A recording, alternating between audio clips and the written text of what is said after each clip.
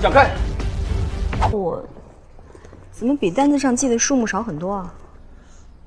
哦，是这样的，云总，前2天我们刚发了一批货到云山仓库暂存了，所以啊，你看到的不是全部的货。是吗？我昨天才跟云山仓库的王主任核实过，他也查过对货单，他说最近1个月都没有任何货物进出过他们的仓库。李主任，这是怎么回事啊？有可能是我记错了，等回头我再重新统计一遍。仓库总共就这么大，怎么可能记错呢？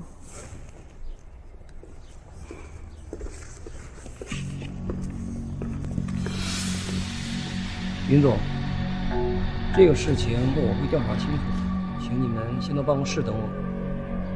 云总，哦，你就是那个新上任的总裁吧？这3个月不给我们发工资，整天出来压榨我们，你还会做什么呀？就是来了，今天你就给我们一个说法，给我一个说法，给我一个说法，给我一个说法，给我一个说法，给我一个说法，给我一个说法，给我一个说法，给我一个说法，给我一个说法，给我一个说法。你们这样对红明的总裁，好像不太礼貌吧？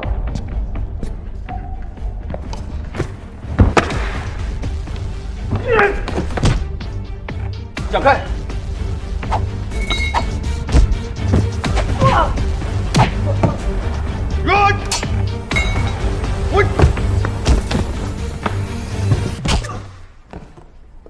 你们是想进监狱吗？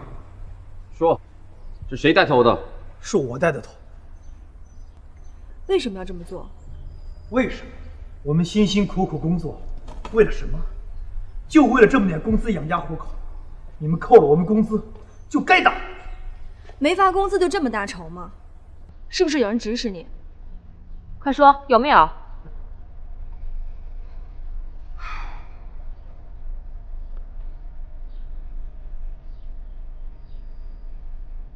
没有，我自己的主意。好，我答应你们，我会明查事情的真相。如果真的无故被扣工资，我1分都不会少你们。秦雪，我们走。没事，就这么处理了。先这样，查明真相再说也不迟。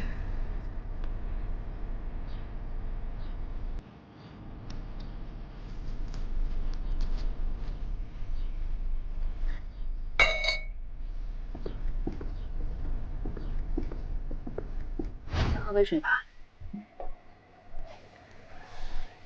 你还好吧？我没事。我真的没有想到会有拖欠公司这种事儿。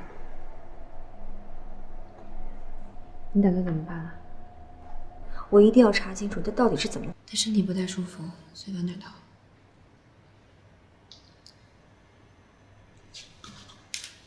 我们先开始会议吧。在我们红鼎集团，竟然出现了拖欠员工工资和货物丢失的问题。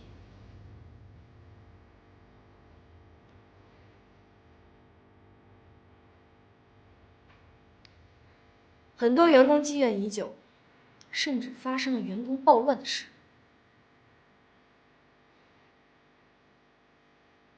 我想请各位跟我解释一下，这笔应该给员工的钱，还有奖金，到底去了哪里？当时事发突然，有几个员工甚至意图想伤害袁总，幸好安保部门的人员及时赶到，否则后果不堪设想。据我所知啊，这间仓库应该是由韩副总负责吧？韩副总，怎么会发生这种事儿啊？你什么意思？你是不是想说我克扣了员工的薪资，倒卖了公司的物资了吗？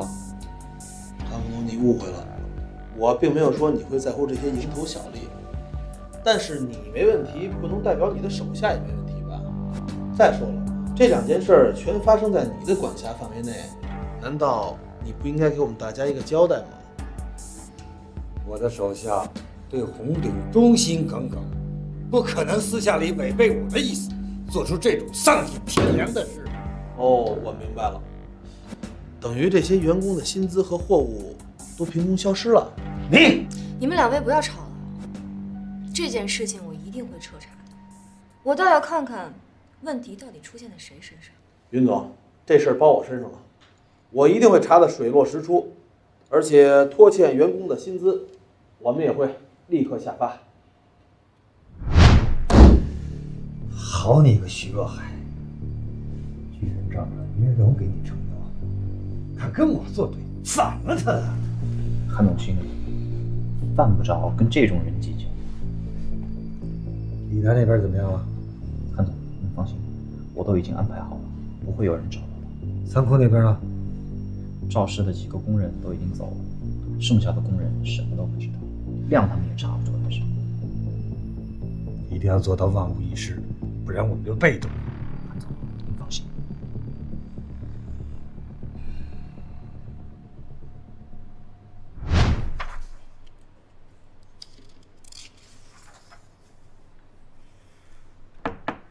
请进。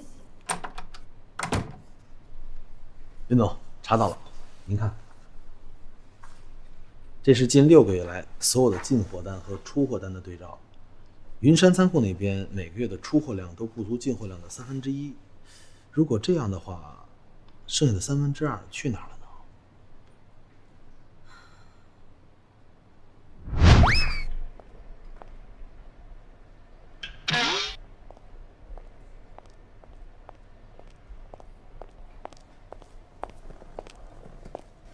你好，请问您找谁呀？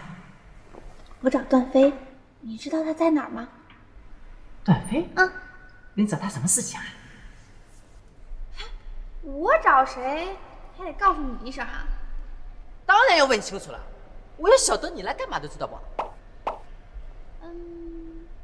我是他女朋友。你是他女朋友？我来找自己男朋友有什么不行的吗？哼！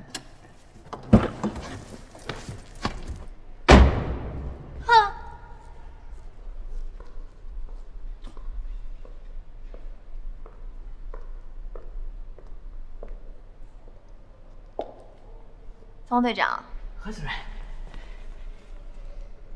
刚才是怎么回事啊？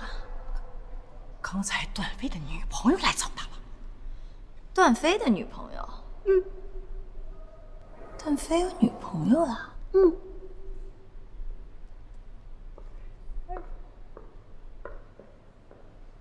我跟你们再说一遍啊，不要什么人都放进啊，注意你们的素质啊，职业素质啊。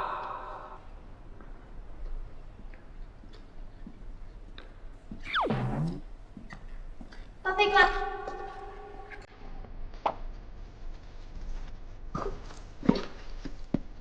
你来这干嘛？当然是来找你的呀。你怎么进来的？我跟他们说我是你女朋友，他们当然就让我进来了。你说你是我女朋友啊？是啊。你怎么能乱说呢？我还没说什么，你怎么先不乐意了？你知不知道为了见你我有多么的不容易？好了，你赶紧回去吧，别影响我工作。你没有想我吗？赶紧回去吧，被你妈知道又要教育你了。我就不回去。可能落车里了，我现在去找啊。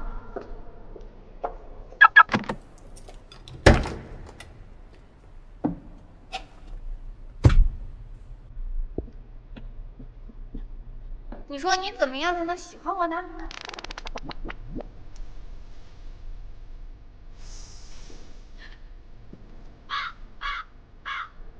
其实吧，我喜欢文静的女孩子，她闹了。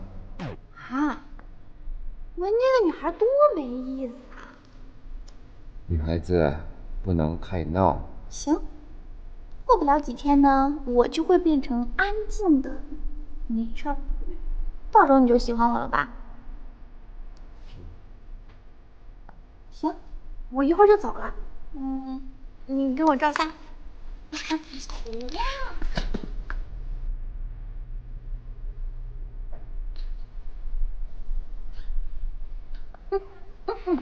卡花。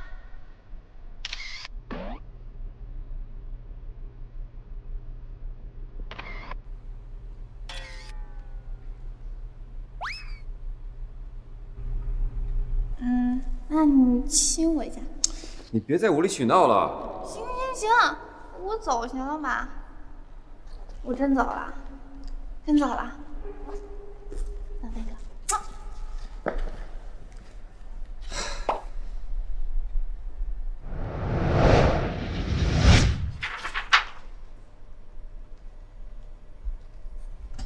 来，喝杯水吧。谢谢啊。哦，你看一下这个。好的。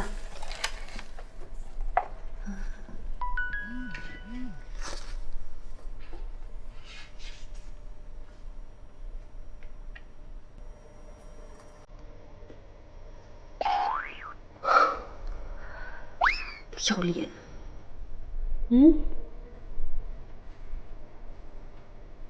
啊，没什么，继续看吧。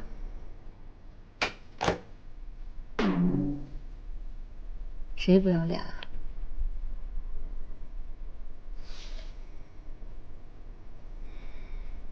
方队长，是我。我想请你好好管理一下你手下的每一个员工，不要随意让乱七八糟的人进入红顶，更不允许员工在上班的时间做工作以外的事情。好，我知道了。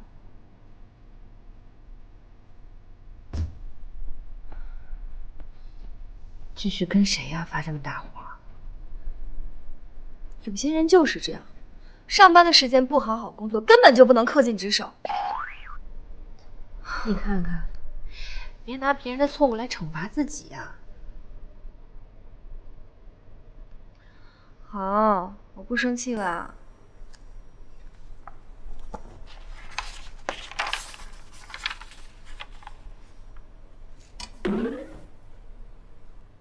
我下班之后想去趟仓库。好啊，我陪你。不用了，你家离得远，早点回去吧。哦，我的云总这么体贴呢。那我多陪你一会儿啊。好好看吧。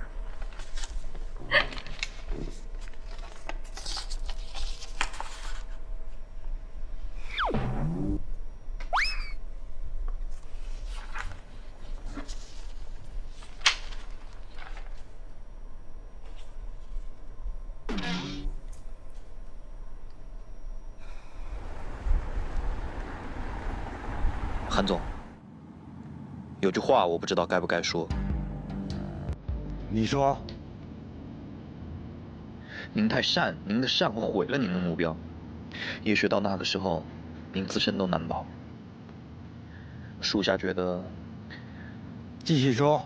红鼎集团能够走到现在，这其中经历的风风雨雨，我不用多说，你也清楚。您是这家公司的创办人之一。现在天海市群雄割据，几家大的集团实力雄厚，如果不用一些权宜之计，一保集团，二保您自己，您这位子，高队长，我没想到你还有这份野心和手段。韩总，您在集团是出钱又出力，您都这个年纪了，凭什么还要给别人的家族企业做贡献啊？韩总，无毒不丈夫。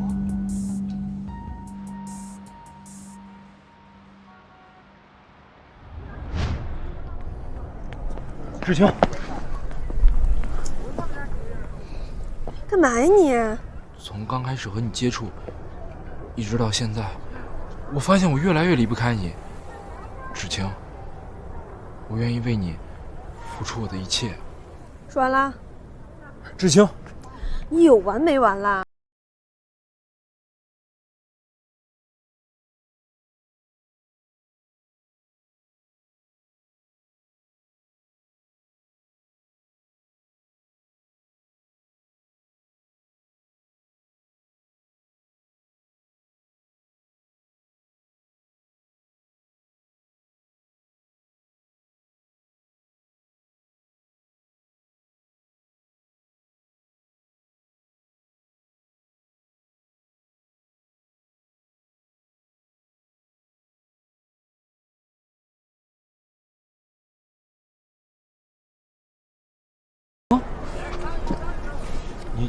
你们怎么来了？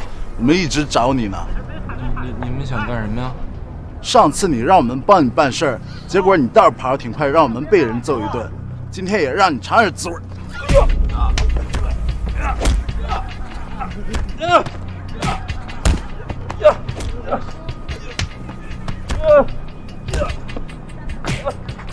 陈诚，快慢！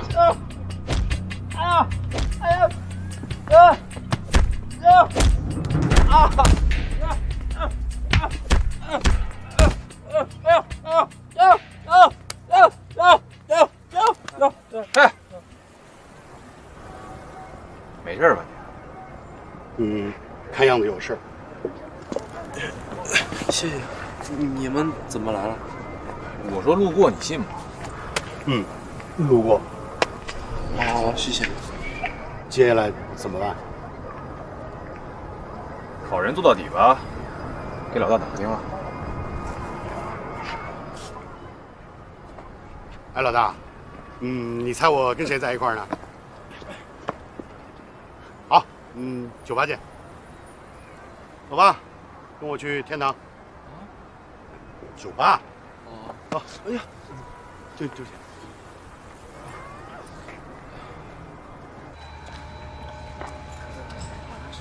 自然发片吧。哎，等等，我能问你几个问题吗？云总，上次拖欠的工资都发给你们了吗？没拖欠啊。云总，我不知道您在说什么。你上次不是说公司欠了3个月工资没发吗？没有，工资一直按时发着的，员工福利也很好。云总，没什么事儿，我先走了。如果没有拖欠工资，你们为什么要闹事儿？云总，我求求你放过我吧，我真不知道您在说什么。你们李主任呢？李主任，好几天没来了。那你知道他去哪儿了吗？这个我真不知道，云总，不好意思。奇怪。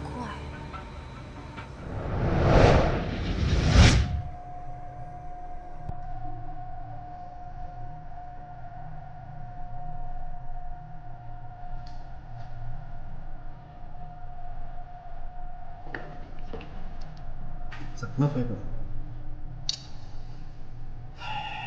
刚才云总打电话给我，说让我整顿一下戒备。我没做错什么呀，会不会有人在背后给我穿小鞋呀？云总都说了些什么呀？他说让我好好管着你们，还说不要让无聊的人进红点。我明白了，辉哥。明白什么了？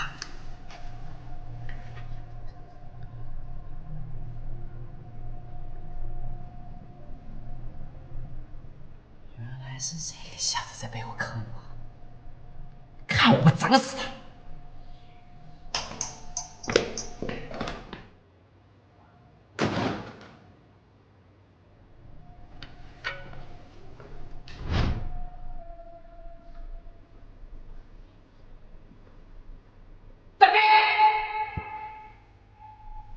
怎么了？你还叫他段飞？方队长，我好像没招惹你吧？刚才你女朋友来车库里找你，对不啦？她不是我女朋友。甭管她是谁，因为你们两个人打情骂俏，我被云总骂了，你晓得吧？什么打情骂俏？你搞错了吧？你是活腻歪了你啊？还敢顶嘴？我是没有教训过你啊，所以你敢跟我这么嚣张，对不对？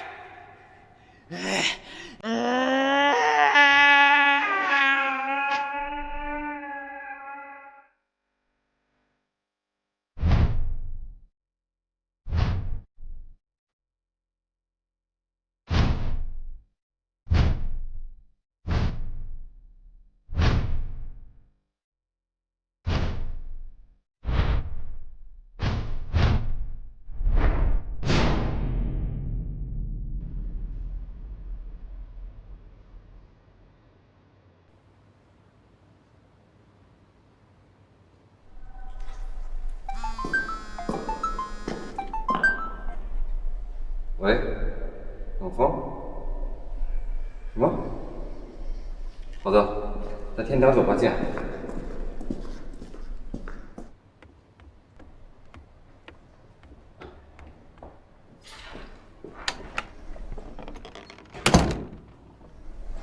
爸，嘿，志明啊，跑累了吧？不累。哎，爸，我去公司的事儿怎么样了？怎么这么急着去公司啊？放心吧，我已经给你安排好了，明天啊就跟我一起去公司。真的？太好了！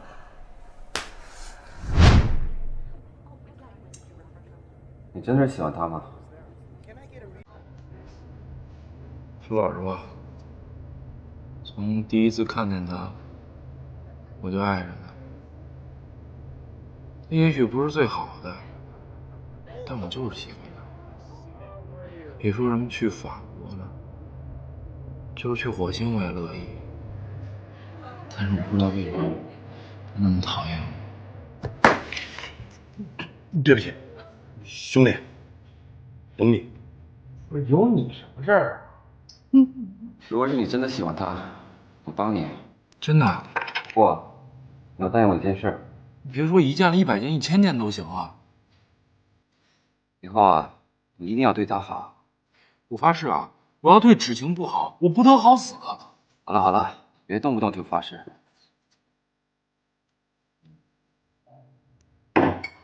好男人。等着吧。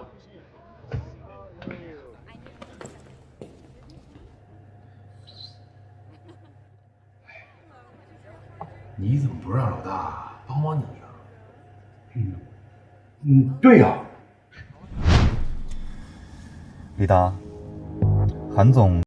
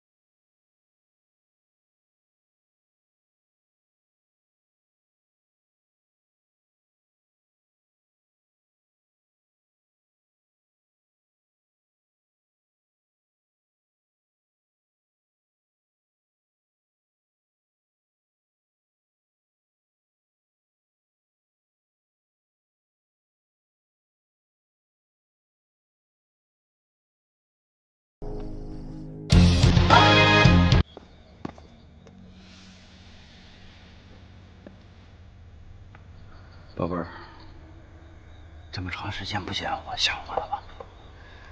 你来找我干嘛？我已经不是以前的我了。你现在想做什么，想要什么，我都可以满足你。我什么都不需要，我只想跟你没有任何的关系。今天我既然来找你，你也休想摆脱。到底要干什么？我想跟你复婚，只要你答应，我可以一直对你好。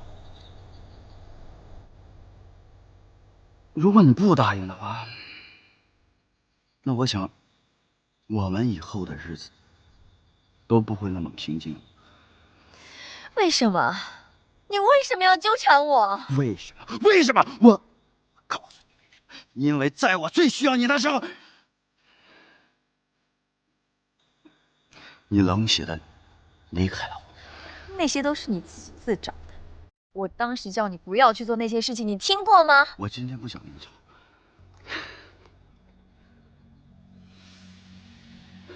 我要想回家的话，随时都可以。但是我希望你好好考虑考虑。回头我来找你。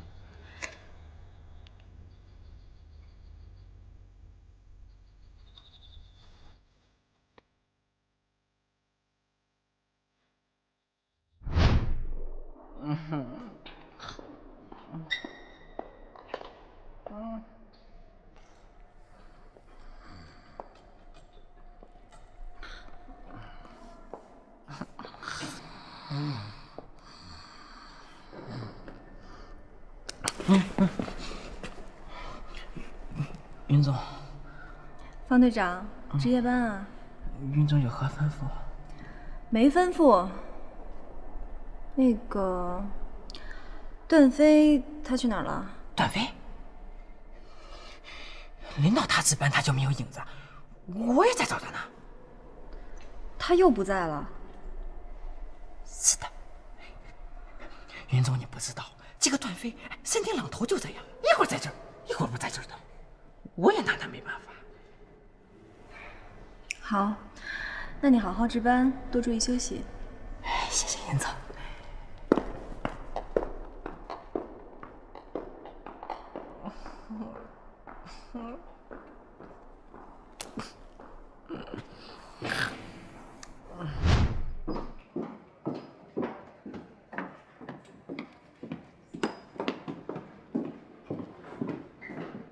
姐夫，我来了。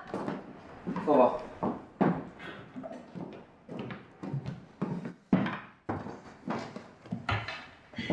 说吧，你不在那守着我姐姐，找我干嘛？你跟陈胜聊聊吧，他是真心喜欢你。这种意思。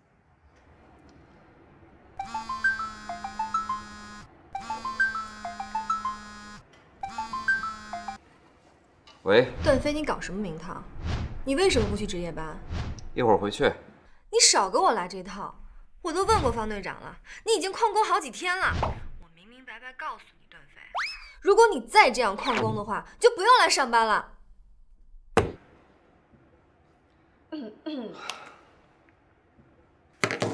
我发现，只有我姐才能降得住你。不过呢，你在我姐身边，我姐才更安全。你不是一直讨厌我吗？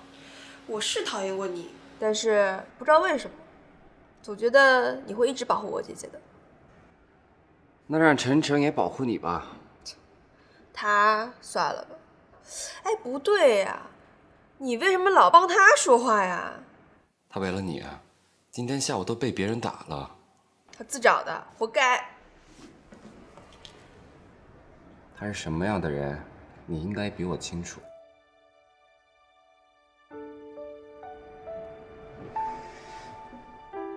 要不你不要再见他了，做得到吗？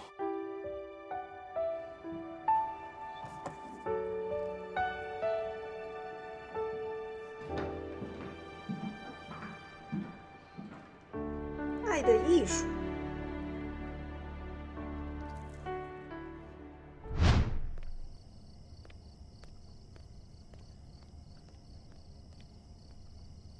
石青，你可算回来了。你嘴怎么了？没事儿，哎，你就让我陪你去法国呗。我刚才去见我。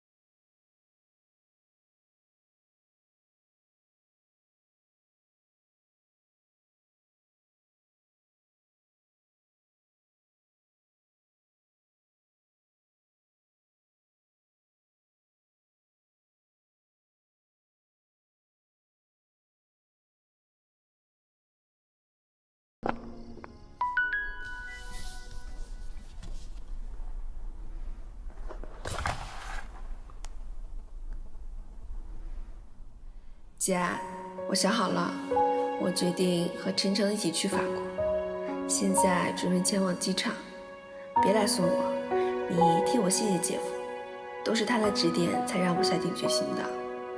以后你跟姐夫好好的，等我回来把法国所有的香水都买来送你。爸，我觉得段飞不适合在红景工作，我想开除他。怎么？你对他工作不满意？我今天去地下车库，保安队长跟我说，他经常旷工，这样对保安队影响很不好的。你让他到了保安队？是啊。你让他去做了一个保安，竟然还怪他旷工？爸，咱们红顶不是养闲人的地方。段飞他现在只能做一个保安，我实在想不到我还能把他放在什么位置上。你呀，没想到段飞竟然这样忍辱负重，他真没辜负我对他的信任。爸，你不了解段飞，他除了会耍酷，他什么都不会。彤彤，你身为红顶的总裁，竟让自己的丈夫去做一个保安，也就除了段飞，你让谁能接受你这样的安排啊？哎呦，爸，你就会向着他。总有一天，你会了解段飞的。到那个时候，你就知道自己是多么幼稚。你别以为我不在公司的事我就不知道。在仓库里，是不是段飞教的你啊？你别说了。哎呦，爸，我到底是不是你亲生女儿啊？你什么都向着他，现在什么都怪我了。好了，宝贝女儿，吃饭吧。你也吃。哎。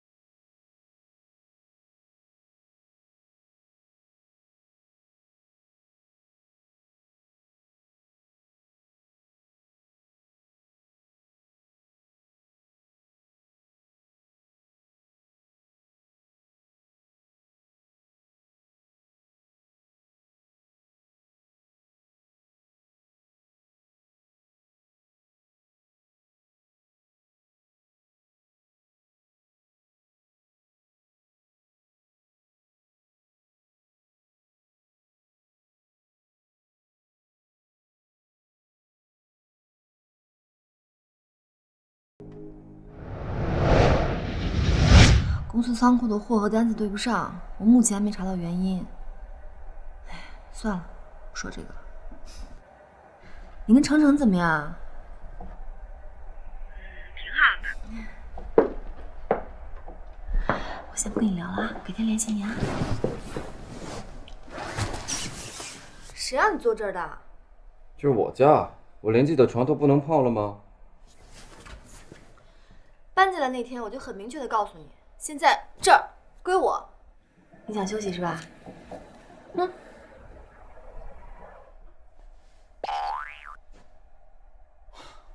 行。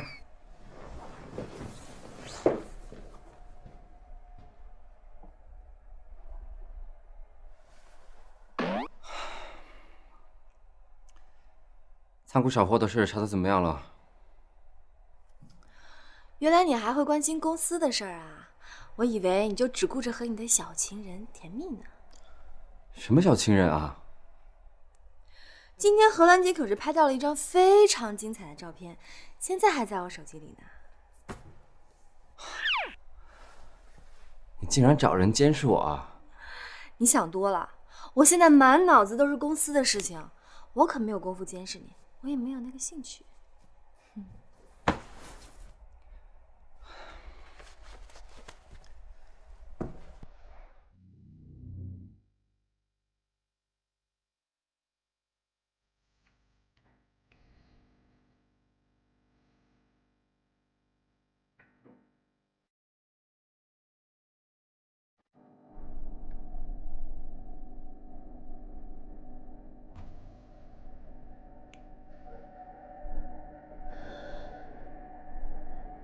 迟到了，对不起。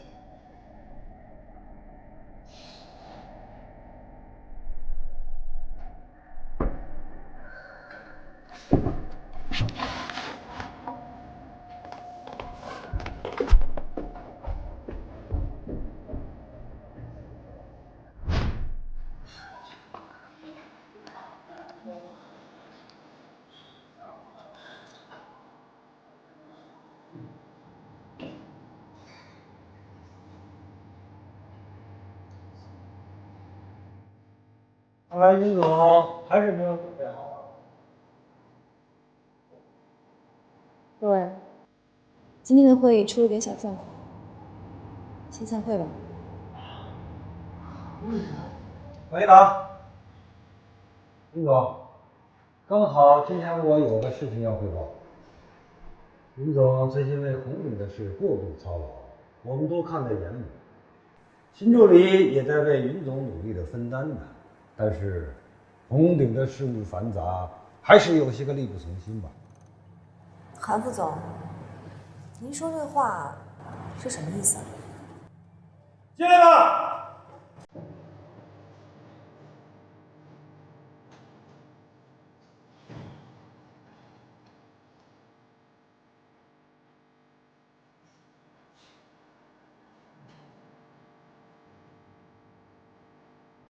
这是犬子韩志明，才从国外的商科名校留学。因为看到云总的事务繁忙，所以希望他能留在云总身边，做您的助理，为云总分担红顶的事务。希望云总能理解我的一番心意。大家好，云总好。韩副总，红顶的事务由我来协助云总，还不劳您费心。新助理这么自信满满的，为什么今天的会议报告会出现如此低级的错误呢？云总，现在红顶许多事情都有变化，我想你需要一个人来分担。况且，新助理和你的关系一直密切，这难免会有些人说三道四，觉得领导不公。这次我让志明做你的助理，一是相信他的能力，二呢，也是为了咱们红顶的发展考虑。希望云总能理解我的一番苦心呐。云总，我觉得韩副总说的很有道理，多一个人帮您分担压力，也是好事儿。是啊，云总，我支持韩副总的决定。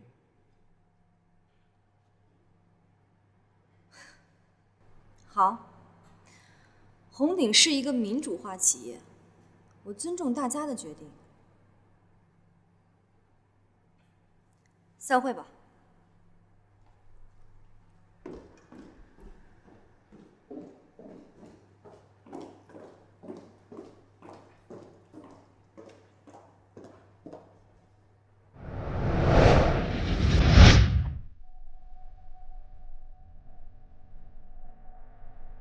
这文件怎么会自动删除呢？该不会跟方案丢失有关联吧？你是说还有人在搞鬼？有这种可能性。事情已经发展成这样了，我们还是重新做计划吧。好，你也别生气，这件事情至少能让我们以后有个防范。我不是生气。我是觉得受到的阻力太大了。韩元仓打神鬼算盘，我很清楚。今天又莫名其妙的让韩志明成为了我的助理，以后困难会更多的。韩志明这个人的简历我看过，他是企业管理学的硕士，有些管理的经验。就能力而言，我觉得他应该是我们红顶需要的人才。咱们也别想得太糟糕了。也许他跟韩元仓不是一种人呢，先观察观察看看，你说呢？请进。韩助理，你来啦。你好。你们先聊吧。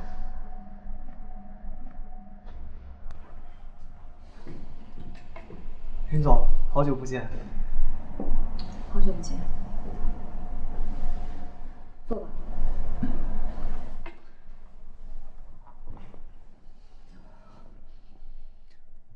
云总，我昨天花费了一晚上的时间翻阅了红鼎的资料。单说地产这块儿，现在在天海市，红鼎集团的地产板块虽然看起来比较红火，但其实都是泡沫，并且逐渐失去了原来的优势。同类项目，天浪集团和苏氏集团销售额也在慢慢的赶超我们。我想，如果我们不抓紧时间改变战略的话，红鼎集团必死无疑。必死无疑？哼，我看你最近对红鼎了解的还真不少呢。想成为你的助理，我必须做好充足的准备。你有你的长处，红鼎也需要你这样的人才。但是你父亲用这种方法，你不觉得很可笑吗？云总，我想你是误会了。我爸虽然保守，想法也不够大胆，但是更切合实际。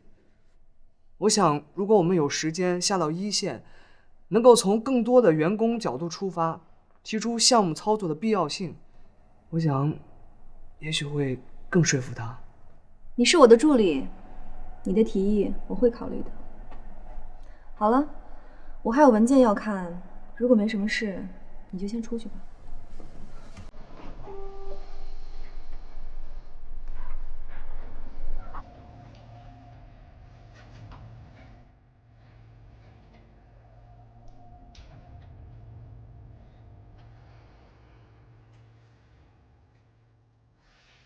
秦小姐，你还在这儿吗？啊，公司安排我带你随便转转，走吧。谢谢你。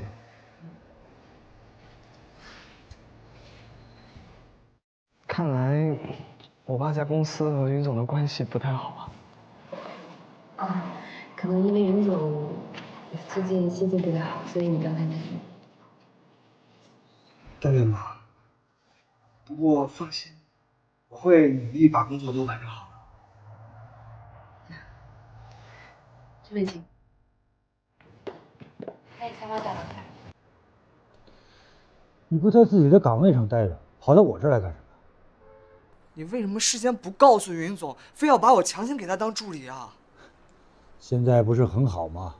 你已经成为红鼎总裁的助理了。要不是趁着会议机会进行挟持，无论如何云总也不会同意的。所以，我选择在今天这种局面下把你介绍给大家，逼着云总同意。当着这么多人的面，他就没有反悔的余地了。可是爸，你知不知道我今天多尴尬呀？这是你踏入红鼎的开始，你要好好的把握这个机会啊！你知道吗？我为你能成为今天他的助理做了多少的准备吗？可是云世彤他根本不需要，我也不想做强人所难的事儿。他当然不需要，我把你放在他的身边了。可是我需要啊！我这次回红鼎，是想做自己擅长的事儿。您的那些想法，我不会去执行，我不愿意，我也做不到。做不到也得做。你从来不考虑一下我的感受。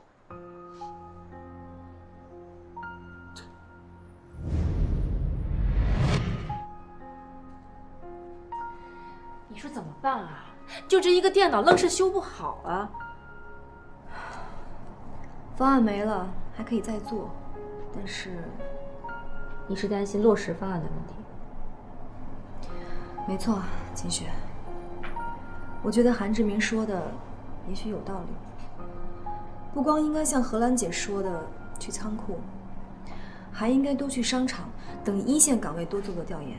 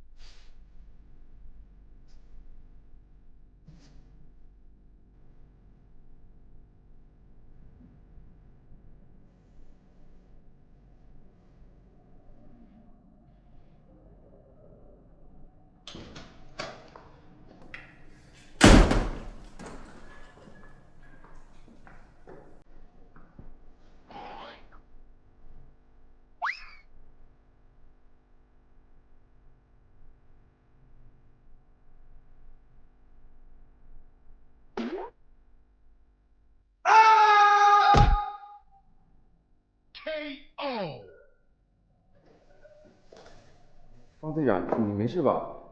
你这是干嘛呢？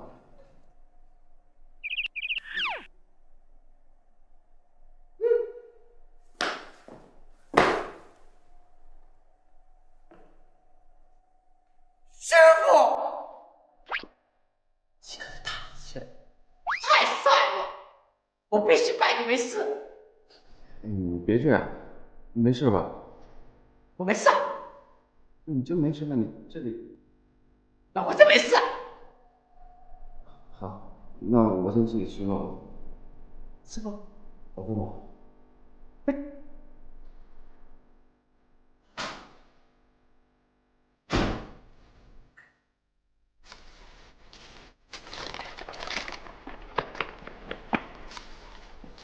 哥，喝水。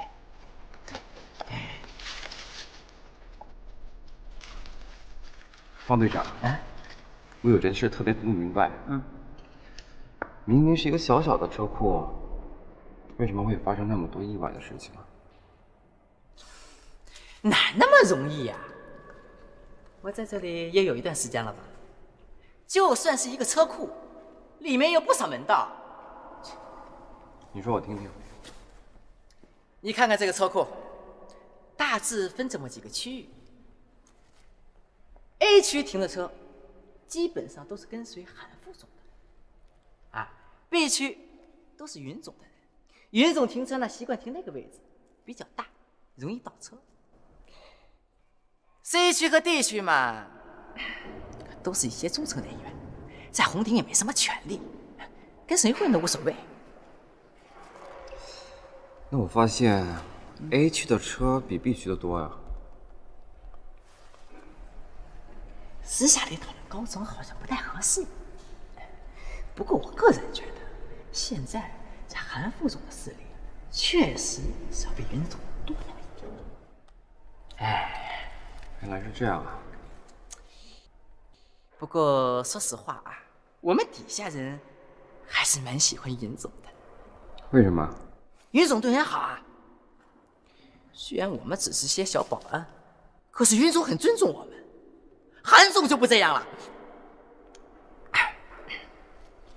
他手底下那个姓高的，以前看见我教兄弟几个打跆拳道，上来就教训我们。要不是我打不过他，我早掐死他了。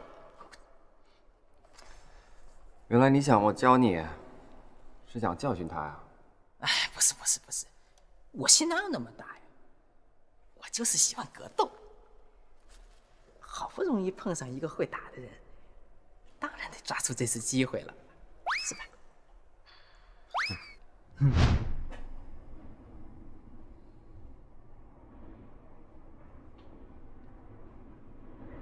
韩总，云顶的消息已经查出来了。哦，说来听听，他上次为什么住院？医生检查出来，他得了2次海默症，也就是所谓的老年痴呆。什么？哎呀，我还以为他为了捧自己的宝贝女儿，以生病的名义幕后帮助呢。韩总，不会有错。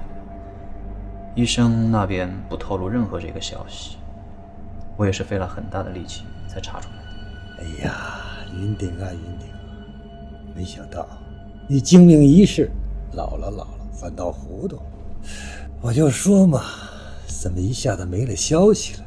这按理说啊，虽然他把公司交给了女儿，可是这隔三差五也应该来公司瞧瞧。没想到啊，他是找不着来公司的路了啊！哈哈。云世彤这个小丫头，谅她也翻不起什么大了。把这个消息散布出去，让全公司的人都知道，云顶这棵大树已经保不了云世彤了。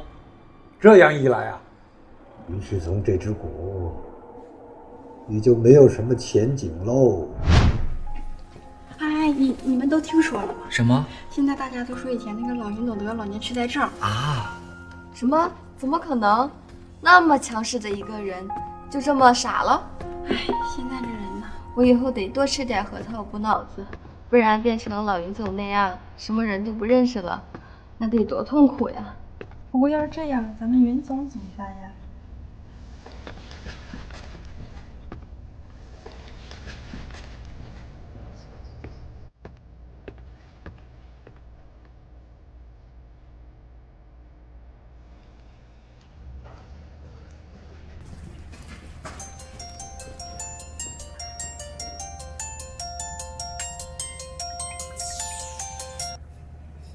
喂，爸。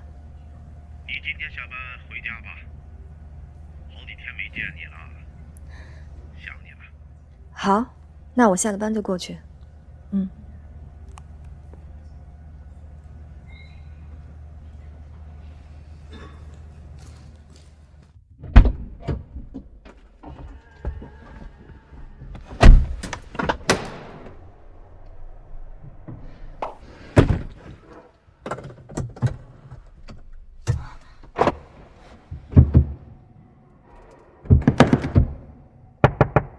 回家吧，看一下门。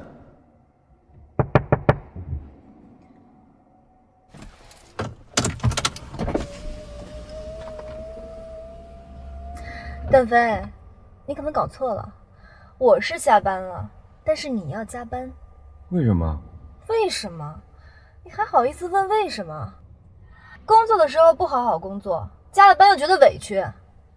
段飞，我警告你，以后不要把乱七八糟的人带到工作的地方来。这里是公司，不是酒吧。什么乱七八糟的人啊！在车库明目张胆的做好事儿，你生怕别人不知道啊？我已经跟廖忠诚打好招呼了，今天你就在这安心值夜班吧，千万别回家。袁世彤，你怎么了？我到底在车库里做了什么？你说明白。说明白？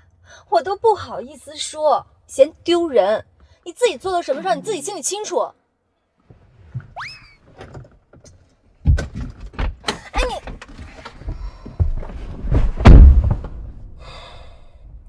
老婆大人，别生气了啊，回家吧。啊，来，你们回来了。在家干嘛呢，爸？哎呀，看看电视，看看书。来，坐。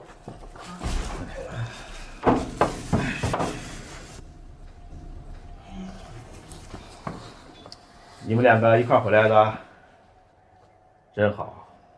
爸，您这话的意思是，我要是一个人回来就不好了呗？哎，哪的事？董董，最近公司怎么样？挺好的。最近你们两个在外边住，还习惯吧？我们两个当然习惯了。现在啊，我们俩很和谐。这几天啊，都没吵过架。平时都是我扫地，他洗衣服，有时候啊，他还给我做饭呢。连编谎话都不会，董董什么时候学会做饭了？你们两个也别骗我了，只要你们两个好，比什么都强。啊，爸，最近你生病的事，在整个公司都传开了，员工们都在背后窃窃私语。现在公司传得沸沸扬扬，说我不帮你，你一个人肯定掌管不了红鼎，是这样吗？你怎么知道？遭人质疑啊，是再正常不过件事了。你们要学会变压力为动力，证明给那些曾经质疑你们的人看，让他们相信你们有能力干好一件事儿。哦，知道了，爸。看来公司我得回去看看了。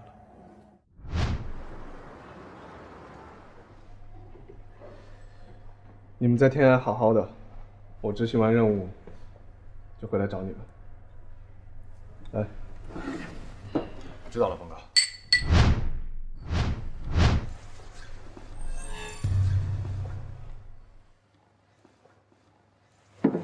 邓飞，红鼎的事怎么样？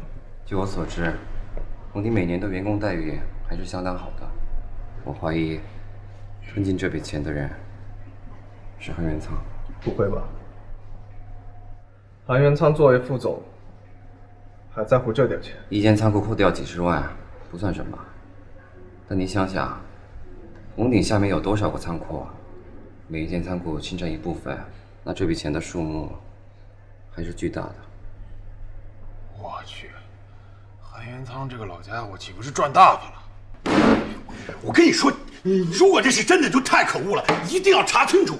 不是你有病吧你？干嘛那么激动啊？我这人你是了解的，没别的，就是一肚子正义感。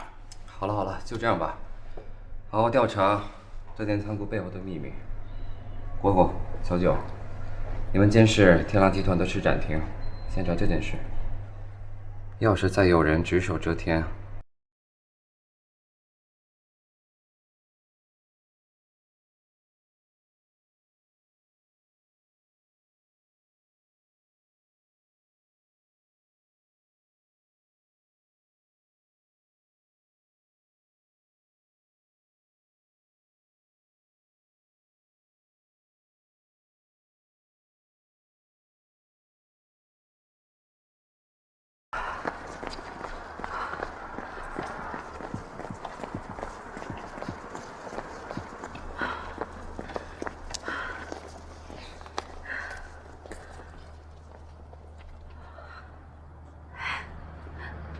韩志明，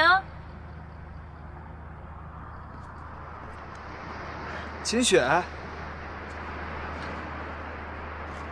怎么是你啊？啊，我经常在这边跑步，怎么你也在这边跑步？对啊。那我们一起吧。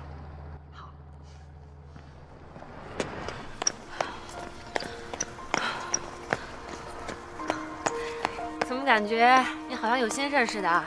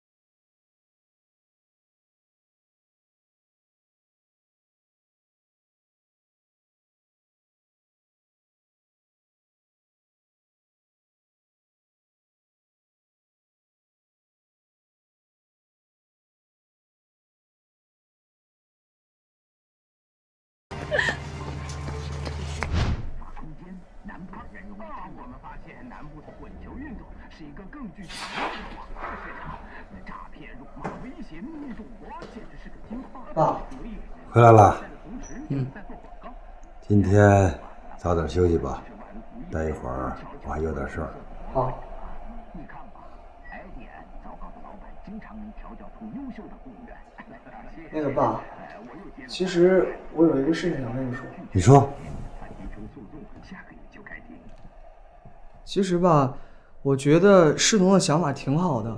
对于传统产业产品来说，最大的挑战不是在于已有技术的优化，也不是在于同重量级产品的竞争，而是在于……你想说什么？非常清楚。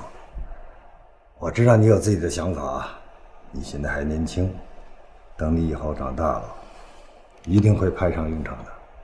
爸，你能不能听我说完啊？